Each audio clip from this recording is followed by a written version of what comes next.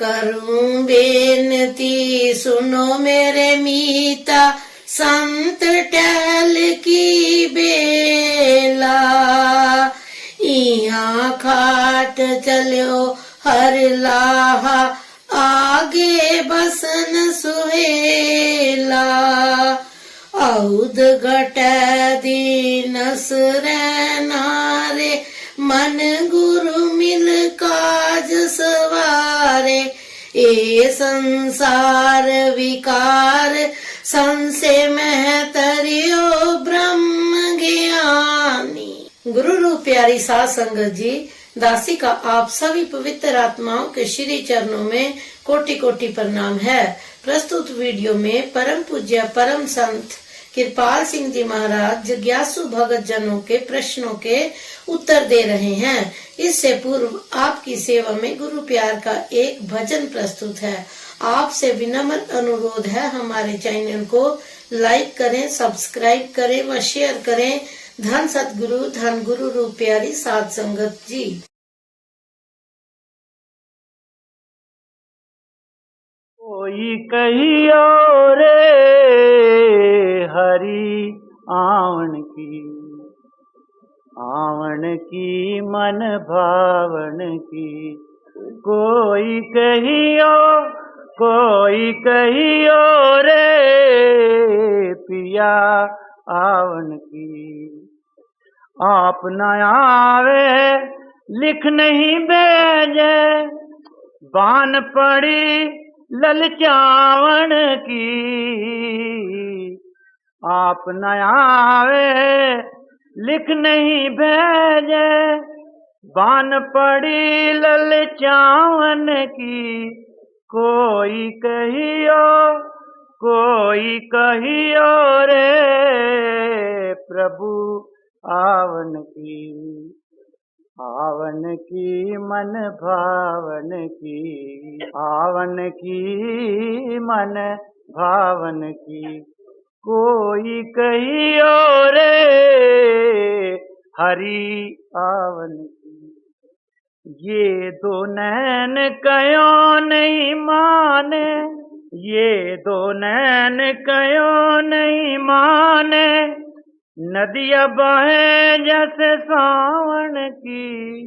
कोई कहियो रे प्रभु आवन की। कहा करूं कछु बस नहीं मेरो, कहा करूं कछु बस नहीं मेरो। पंख नहीं उड़ जावन की, पंख नहीं उड़ जावन की। कोई कहियो रे हरि आवन की। मीरा कहे प्रभु कब रे मिलोगे, मीरा कहे प्रभु कब रे मिलोगे। चेरी हूँ तेरे दामन की। कोई कहियो रे प्रभु आवन की मन भावन की। आवन की मन भावन की। कोई कहियो रे प्रभु आवन की। गुरु रूप प्यारी साध संगत जी, आप सभी पवित्र आत्माओं के श्री चरणों में दास का कोटि कोटि प्रणाम है। परम पूज्य परम संत कृपाल सिंह जी महाराज जी दिल से दिल की बात में जिज्ञासु जनों को संबोधन कर रहे हैं। एक जिज्ञासु से महाराज जी ने पूछा, रात आपका भजन कैसा रहा और आज सुबह भजन में क्या अनुभव आपको हुआ। व्यक्ति ने उत्तर दिया, रात में कुछ बीमार रहा। महाराज जी ने पूछा, अब कुछ ठीक है तबीयत? अभी दवा का प्रबंध करते हैं। एक व्यक्ति से, आप कहिए क्या हाल है। दूसरा व्यक्ति, रात भजन में मैंने नीला आकाश देखा और रोशनी भी। आज सुबह भजन में मैंने कुछ कम समय दिया है। महाराज जी ने फरमाया, तीसरे व्यक्ति से, आप बताइए आपने क्या देखा। वह व्यक्ति बोला, कल मैं ज्यादा खा गया था, इसलिए मैं सारा वक्त सोया रहा। कल मैं खाने में लालच कर गया था। महाराज जी ने हंसकर फरमाया, अरे भाई, असली स्वाद रस तुम्हारे अपने अंतर में है, एक और व्यक्ति से और आपका क्या हाल रहा। चौथा व्यक्ति बोला, आज सुबह मैं 3 घंटे भजन पर बैठा, लेकिन रोशनी नहीं आई। कोई बात नहीं, वो आ जाएगी। आज मैं 8-9 घंटे जमकर भजन पर बैठूंगा। महाराज जी ने फरमाया, रोशनी तुम्हारे अंतर में है और वो आ जाएगी, सिर्फ एकाग्रचित्त बैठने की जरूरत है। कल भजन कैसा रहा? व्यक्ति ने फरमाया, कल भी कोई अनुभव नहीं हुआ। महाराज जी ने पूछा, आपने क्रिसमस अंतर का देखा? वह व्यक्ति बोला, मैं बाहर क्रिसमस के मेले तमाशों में लगा रहा। महाराज जी ने कहा, यही कारण है, बाहर ही सही, क्रिसमस तो आपने मना ही लिया एक और व्यक्ति से। और आप? व्यक्ति बोला, मुझे नींद बहुत आने लगी है, मैंने डॉक्टर से दवा ली है, जिससे मैं अब पहले से 5-6 घंटे कम सोता हूँ। महाराज जी ने फरमाया, ज्यादा नींद आने का कारण है पेट की खराबी, उसका एक ही उपाय है, कम खाओ। मेरा आदेश ये है, भूख से 1 ग्राम कम खाओ। थोड़ी भूख बाकी हो तो खाने से हाथ खींच लो। जब तक आप इस आदेश पर अमल करते रहेंगे, आप में से कोई भी बीमार नहीं होगा। डॉक्टर क्या करता है, वो आपको हाजमे की दवा दे देगा, और बस उससे कहीं बेहतर है कि आप भूख से 1 ग्राम कम खाओ। ये सबसे अच्छा इलाज है। पशु, कुत्ते और अन्य दूसरे जानवर बीमार पड़ जाते हैं तो क्या करते हैं, वो खाना बंद कर देते हैं। बीमारी की हालत में वो कुछ नहीं खाते। परमात्मा ने उनको भी अकल दी है, वो अपनी सहज बुद्धि से कोई जड़ी बूटी खाकर अपना इलाज कर लेते हैं। लेकिन सबसे अच्छा उपाय है, भूख से कम खाओ। भूख अभी बाकी रह जाए तो खाने से हाथ खींच लो, भरपेट ना खाओ। आपने डॉक्टर को दिखाया तो फीस भी दी होगी। क्यों साहब, क्या फीस दी? व्यक्ति ने उत्तर दिया, दी है सिर्फ 10 रुपए। महाराज जी, 10 रुपए? अगर आप मुझे पहले बता देते तो मैं आपको 10 रुपए आपके बचा देता। वह व्यक्ति बोला, आप ठीक कहते हैं। महाराज जी ने फरमाया, आपको डॉक्टर के पास नहीं जाना चाहिए था, मुझे बता देते।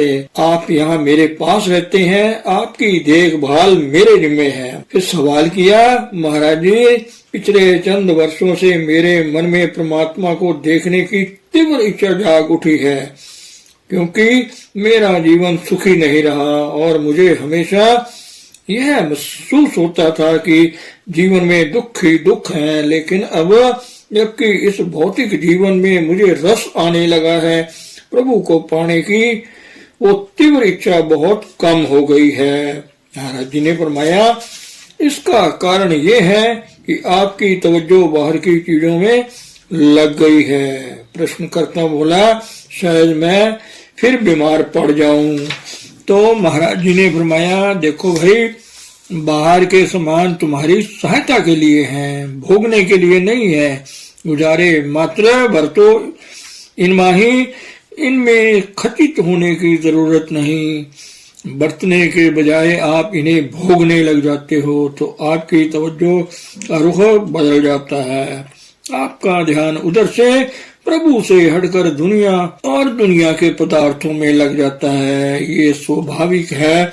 जब दुनिया के पदार्थों की इच्छा बलवती हो जाएगी तो परमार्थ के लिए आपकी इच्छा कमजोर पड़ जाएगी। इसलिए यही आदर्श सामने रखो, परमात्मा पहले, दुनिया बाद में। प्रश्नकर्ता ने कहा, मुझे बाहर कोई चीज दरकार नहीं, मैं दुनिया की कोई चीज नहीं चाहता। महाराज जी ने फरमाया, आपकी अपनी बात में विरोधाभास है। आप कहते हैं कि पहले परमात्मा के दर्शनों के लिए आपके अंतर में बड़ी तीव्र इच्छा थी, अब वो इच्छा कम हो गई है। क्यों साहब, यही बात है ना, या मेरे समझने में कुछ फर्क रह गया है?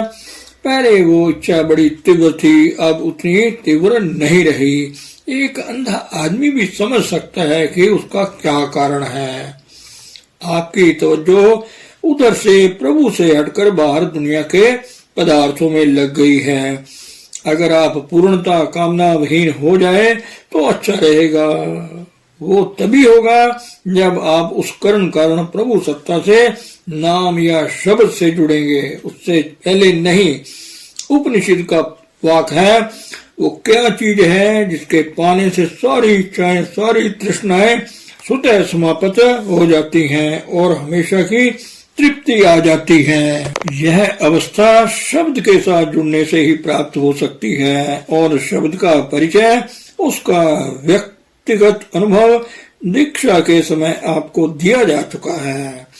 पूर्णता की अवस्था धीरे धीरे बनती है, उसमें वक्त लगता है, लेकिन इस रास्ते में बाकायदगी की, भजन सुमिरन में नियमित रूप से समय देने की बड़ी भारी जरूरत है। यदि आप नियमित रूप से अभ्यास करें, बीच में कोई नागा ना करें, अंतर में रास्ता खुलता चला जाएगा। कभी आप बढ़ते हैं, फिर पिछड़ जाते हैं, इसके बाद फिर आप आगे बढ़ना शुरू कर देते हैं।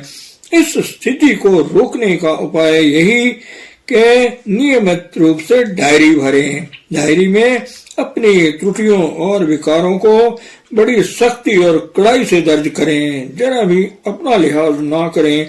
जिस तरह दूसरों की आलोचना आप करते हैं, उसी तरह अपनी आलोचना करें। 2-3 महीनों के अंदर अंदर आपका जीवन पलटा खा जाएगा। यह बात 100% सही है। हम डायरी भरते भी हैं तो अपना लिहाज कर जाते हैं, जानते हुए भी कि हमने गलती की है। हम कहते हैं गलती को मानने का क्या लाभ, कौन देखता है। अरे भाई, वह परमात्मा हमारे अंतर में बैठा हमारे हरेक कृत्य को देख रहा है, उसको आप धोखा नहीं दे सकते। इसलिए मैं हमेशा कहता हूँ कि दुनिया के सामने सच्चा बनने की जरूरत नहीं है, अपने सामने सच्चा बनो। परमात्मा आपके अंतर में है, गुरु सत्ता भी आपके अंतर में है, आप उन्हें धोखा नहीं दे सकते। मैं यह नहीं कहता कि आप मेरे सामने सच्चे बनो, अपने सामने सच्चे बनो। आपको अपने को धोखा ना दो। आप इधर उधर बेकार घूमते हैं, बाहर सैर सपाटों और खेल तमाशों में बेकार समय नष्ट करते हैं। मैं हमेशा यही कहता हूँ कि जो भी समय आपको यहाँ मिला है उसका पूरा फायदा उठाओ। पीछे क्या हुआ है, आगे क्या होगा, ये सब भूल जाओ। आप यहाँ आए हैं और ये जो समय आपको मिला है उस समय में पूरी तरह जियो। यदि आप ऐसा करेंगे तो इस अनमोल समय का एक एक क्षण आपके लिए अनंत का क्षण बन जाएगा। मन की पवित्रता क्या है, सिवाय परमात्मा के कोई अन्य दूसरा ख्याल मन में ना रहे। परमात्मा हर एक हृदय में निवास करता है, कोई जगह उससे खाली नहीं है। हम मछलियों की तरह उस अनंत जीवन सागर में तैर रहे हैं, हमें कोई एहसास नहीं है। आप बुद्धि करके बहुत कुछ जानते हैं, ग्रंथों पोथियों का सारा ज्ञान ध्यान है, लाइब्रेरियों की लाइब्रेरियां दिमाग में भर लो, उससे कुछ मिलने वाला नहीं है। वही ज्ञान फलदायक है जो आपके जीवन आचरण का हिस्सा बन चुका है। जो खुराक हजम होती है वही ताकत देती है, चुस्ती और ताजगी देती है। हजम ना हो तो आलस्य पैदा करती है। बात समझे, आप नींद में झूलते रहते हैं, आपका मन भटकता रहता है। महर्षि शिवव्रतलाल बर्मन राय सालिग्राम जी के शिष्य थे। एक आदमी उनके पास आया और कहने लगा, महर्षि जी, मैं हर वक्त नींद में ऊँघता रहता हूँ। महाराज जी कहने लगे, पेट का ख्याल रखो। तभी दूसरा आदमी आया और कहने लगा, मेरा मन भटकता रहता है, कहीं टिकता नहीं। महर्षि जी ने पुनः कहा, पेट का ख्याल रखो। एक और आदमी आया और कहने लगा, मैं अभ्यास पर बैठता हूँ, मेरा मन नहीं टिकता, मेरा ध्यान जमता नहीं। महर्षि जी ने उसको भी वही जवाब दिया, पेट का ख्याल रखो।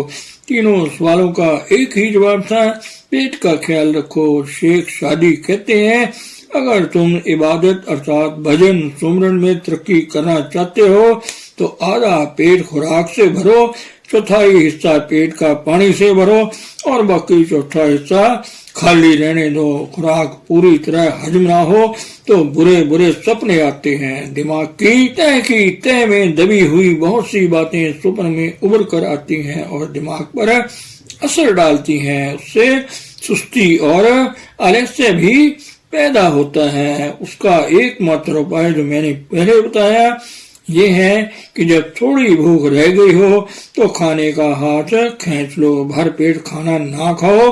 हजूर स्वामी जी शिवदयाल सिंह जी महाराज फरमाते हैं, जो लोग भजन सिमरन में जल्दी तरक्की करना चाहते हैं उन्हें चाहिए कि वो 24 घंटे में एक वक्त खाना खाएं। यह सुझाव उन लोगों के लिए है जो परमार्थ में ऊंची से ऊंची गति को पाना चाहते हैं। धन सतगुरु, धन गुरु रूप प्यारी साध संगत जी।